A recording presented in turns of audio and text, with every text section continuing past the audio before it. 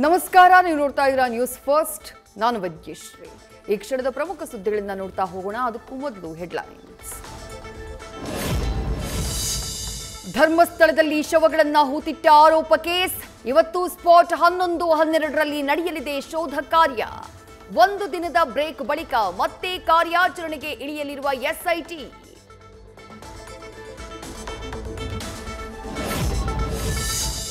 ಧರ್ಮಸ್ಥಳದ spot number 6ರ ಮೂಳೆ ರಹಸ್ಯ. ಅವಶೇಷಗಳ ವೈಜ್ಞಾನಿಕ ಅನ್ವೇಷಣೆಯೇ ಸವಾಲು. ಡಿಎನ್ಎ ಸೇರಿದಂತೆ ಹಲವು ವಿಧದ ಪರೀಕ್ಷೆಗಳೇ ಫಾರೆನ್ಸಿಕ್ಗೆ ಚಾಲೆಂಜ್.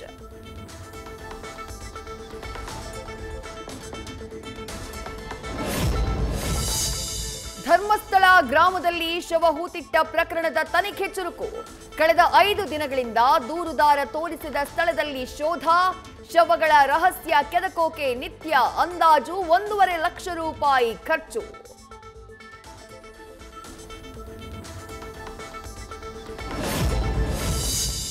ಅನಾಮಿಕ ದೂರುದಾರನ ತಪ್ಪೊಪ್ಪಿಗೆ ಹೇಳಿಕೆ ಆಧಾರದಲ್ಲಿ ಸದ್ಯ ಎಸ್ಐಟಿ ತನಿಖೆ.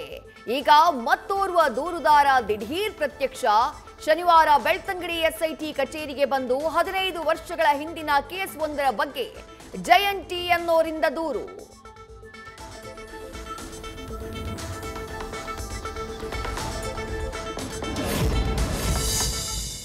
ಕೈದಿ ನಂಬರ್ 15528ಗೆ ಇನ್ಮೇಲ್ ಸಿಗಲ್ಲ ಮನೆ ಊಟ. ಸಜಾ ಕೈದಿ ಪ್ರಜ್ವಲ್ ರೇವಣ್ಣಗೆ ಮನೆಯೂಟ ಬಟ್ಟೆ ಕೊಡುವುದಕ್ಕೆ ಬ್ರೇಕ್. ಎಡಿಜಿಪಿ ದಯಾನಂದ್ ಸೂಚನೆಯಂತೆ ಪಕ್ಕಾ ನಿಗಾ ವಹಿಸ್ತಾ ಇರೋ ಕಾರಾಗೃಹ ಸಿಬ್ಬಂದಿ.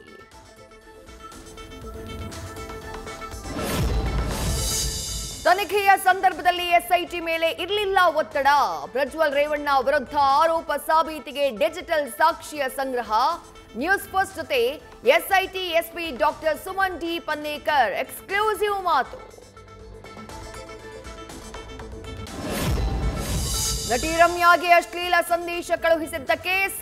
ಮತ್ತೋರ್ವ ಆರೋಪಿ ಅರೆಸ್ಟ್. ಬಂಧಿತರ ಸಂಖ್ಯೆ 4ಕ್ಕೇರಿಕೆ. ಇನ್ಸ್ಟಾಗ್ರಾಂಗೆ ಬರೆದ ಪತ್ರಕ್ಕೆ ಉತ್ತರ ಬಂದ್ರೆ ಇನ್ನಷ್ಟು ಜನರಿಗೂ ಸಂಕಷ್ಟ ಸಾಧ್ಯತೆ.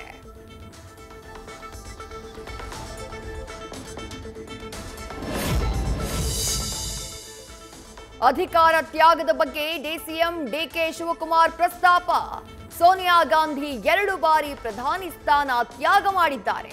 ಆದ್ರೆ ನಮ್ಮಲ್ಲಿ ಯಾರೂ ಸಣ್ಣ ಅಧಿಕಾರ ತ್ಯಾಗ ಮಾಡ್ತಾ ಇಲ್ಲ. ಸೋನಿಯಾ ಹೊಗಳ್ತಾನೆ. ಎಐಸಿಸಿ ಕಾರ್ಯಾಗಾರದಲ್ಲಿ ಡಿಕೆಶಿ ಮಾತು.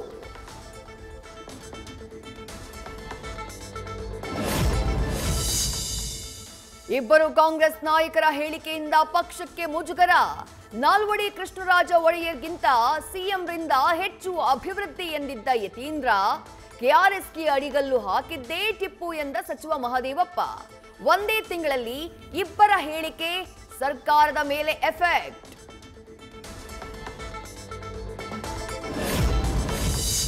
ಕಾಂಗ್ರೆಸ್ ಸರ್ಕಾರ 2 ವರ್ಷ ಪೂರ್ಣಗೊಳಿಸಿರುವ ಬೆನ್ನಲ್ಲೇ ಶಾಕ್. ಗ್ಯಾರಂಟಿಯಿಂದ ರಾಜಕೀಯವಾಗಿ ಲಾಭ ಇಲ್ಲ ಅಂತ ಎಚ್ಚರಿಕೆ ಕೊಟ್ಟ ಸಮೀಕ್ಷಾ ವರದಿ. ಎಚ್ಚೆತ್ತುಕೊಳ್ಳದೆ ಇದ್ರೆ 2028ಕ್ಕೆ ವಿರೋಧ ಪಕ್ಷದ ಸ್ಥಾನವೇ ಫಿಕ್ಸ್ ಅಂತ ರಿಪೋರ್ಟ್.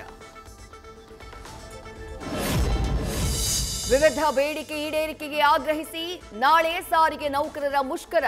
ಇವತ್ತು ಸಿಎಂ ಜೊತೆ ಸಾರಿಗೆ ನೌಕರರ ಸಂಘಟನೆಯ ಮೀಟಿಂಗ್. ಸಿಬ್ಬಂದಿ ಮನವೊಲಿಸಿದ್ರು ಸರ್ಕಾರದ ಮುಂದಿವೆ ಸಾಲು ಸಾಲು ಸವಾಲು.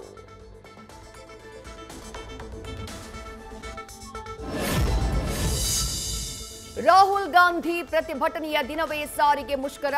ಇಕ್ಕಟ್ಟಿನಲ್ಲಿ ಸಿಲುಕಿಕೊಂಡ ಸಿಎಂ ಸಿದ್ದರಾಮಯ್ಯ ಸರ್ಕಾರ.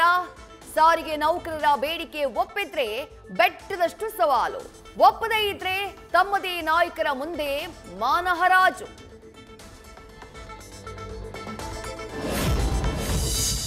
ಸಾರಿಗೆ ನೌಕರರ ಮುಷ್ಕರ ಹಿನ್ನೆಲೆ ಬಸ್ಗಳ ಮೇಲೆ ಸ್ಟಿಕ್ಕರ್. ಮುಷ್ಕರಕ್ಕೆ ಸಾರ್ವಜನಿಕರು ಸಹಕರಿಸಬೇಕು ಅಂತ ಮನವಿ. ವೇತನ ಬಾಕಿ, ವೇತನ ಪರಿಷ್ಕರಣೆ ಬೇಡಿಕೆಗಳ ಬಗ್ಗೆ ಜನರಿಗೆ ಬಸ್ಗಳ ಮೂಲಕನೇ ಮಾಹಿತಿ.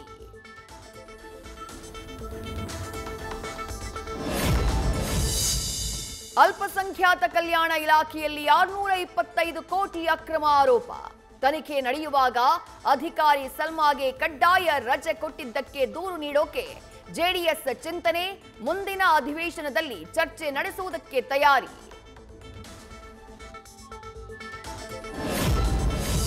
ಮುಸ್ಲಿಂ ಯುವತಿಯನ್ನ ಪ್ರೀತಿಸ್ತಾ ಇದ್ದ ಹಿಂದೂ ಯುವಕನ ಹತ್ಯೆ, ಮಾರಕಾಸ್ತ್ರಗಳಿಂದ ಕೊಚ್ಚಿ ಗವಿಸಿದ್ದಪ್ಪ ನಾಯಕನ ಕೊಲೆಗೈದ ಸಾದಿಕ್ ಅಂಡ್ ಗ್ಯಾಂಗ್.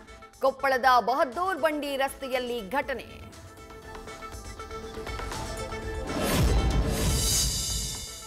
ಪತ್ನಿಯೇ ಪತಿಯನ್ನ ನದಿಗೆ ತಳ್ಳಿದ ಪ್ರಕರಣ, ಪತಿ ಅರೆಸ್ಟ್. ರಾಯಚೂರು ಬಸ್ ನಿಲ್ದಾಣದಲ್ಲಿ ತಾತಪ್ಪನ ಬಂಧನ, ಜಿಲ್ಲಾ ನ್ಯಾಯಾಧೀಶರ ಎದುರು ಹಾಜರುಪಡಿಸುವ ಸಾಧ್ಯತೆ.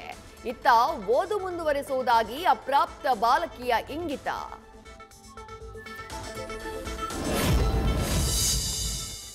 ವಿಶ್ವವಿಖ್ಯಾತ ಮೈಸೂರು ದಸರಾ ಮಹೋತ್ಸವ ಸಂಭ್ರಮ, ಗಜಪಯಣಕ್ಕೆ ವೀರನ ಹೊಸಹಳ್ಳಿ ಬಳಿ ಸಕಲ ಸಿದ್ಧತೆ. ಮಧ್ಯಾಹ್ನ 12:30ಕ್ಕೆ ಸಚಿವ ಖಂಡ್ರೆಯಿಂದ ಚಾಲನೆ.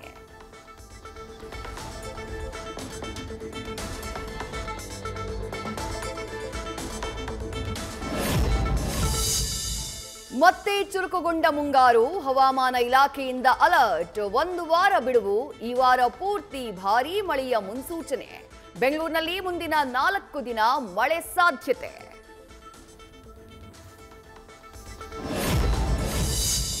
ಪಶ್ಚಿಮ ಘಟ್ಟಗಳಲ್ಲಿ ಮಳೆಯ ಅಬ್ಬರ, ಕರ್ನಾಟಕ ಮಹಾರಾಷ್ಟ್ರ ಗಡಿಯ ಜಲಪಾತಗಳಲ್ಲಿ ಜಲ ವೈಭವ.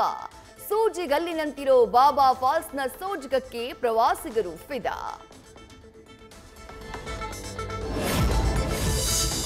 ಉತ್ತರ ಪ್ರದೇಶದ ಪ್ರಯಾಗ್ರಾಜ್ನಲ್ಲಿ ಉಕ್ಕಿ ಹರಿತಾ ಇರೋ ಗಂಗಾ ಯಮುನಾ ನದಿಗಳು. 12 ಲಕ್ಷ ಕ್ಯೂಸೆಕ್ ನೀರಿನ ಮಟ್ಟ ಏರಿಕೆಯಿಂದ ಪ್ರಯಾಗ್ರಾಜ್ನಲ್ಲಿ ಪ್ರವಾಹ ಪರಿಸ್ಥಿತಿ. ಬೋಟ್ಗಳ ಮೂಲಕ ಸಂತ್ರಸ್ತರ ರಕ್ಷಣಾ ಕಾರ್ಯ.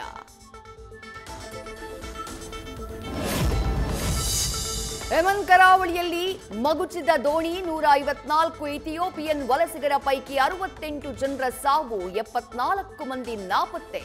10 ಜನರ ರಕ್ಷಣೆ, ಉಳಿದವರಿಗಾಗಿ ಶೋಧ ಕಾರ್ಯಾಚರಣೆ. ನ್ಯೂಸ್ ಫಸ್ಟ್, ನಿರ್ಭೀತಿಯಿಂದ ನಿಮ್ಮ ಪರವಾಗಿ.